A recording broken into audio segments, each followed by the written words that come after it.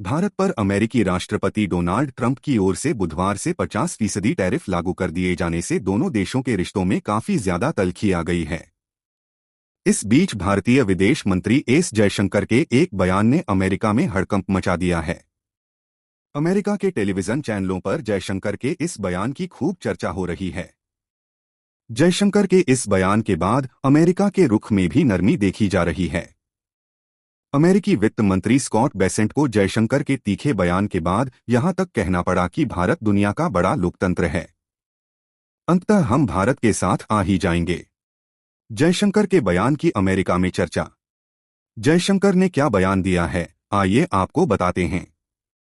दरअसल रूस से भारत के तेल खरीदे जाने के आरोपों पर जयशंकर ने कहा कि अगर अमेरिका को भारत द्वारा रूसी तेल खरीदने से समस्या है तो वह भारत से शोधित तेल खरीदना बंद कर दे। जयशंकर के इस तल्ख बयान से अमेरिका के होश उड़ गए हैं। अमेरिका के फॉक्स टीवी चैनल पर एक एंकर ने अमेरिकी वित्त मंत्री स्कॉट बेसेंट से ऐसा ही सवाल पूछा। एंकर ने कहा, भारत के विदेश मंत्री ने कहा है कि अगर अमेरिका को भारत द्वारा रूसी तेल खरीदने से समस्या है तो वह भारत से रिफाइंड परिष्कृत तेल खरीदना बंद कर सकता है। इस पर आपका क्या कहना है? एंकर के इस सवाल पर अमेरिकी वित्त मंत्री ने कहा, खैर, भारत दुनिया का सबसे बड़ा लोकतंत्र है और अमेरिका दुनिया की सबसे बड़ी अर्थव्यवस्था। अंततः हम एक साथ आ ही जाएंगे। अमेरिका के इस बयान से साफ है कि वह भारत से दुश्मनी मोल लेने का नुकसान अच्छी तरह से समझ रहा है। अमेरिका ने क्यों लगाया भारत पर शुल्क?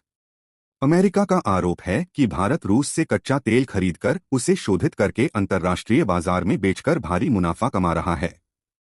ट्रंप का आरोप है कि इससे रूस को आर्थिक ताकत मिल रही है और यूक्रेन युद्ध रोकने में यह प्रयास बाधा बन रहा है।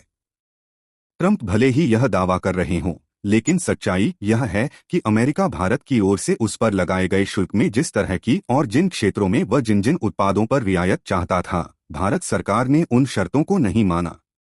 इससे अमेरिका बौखला गया।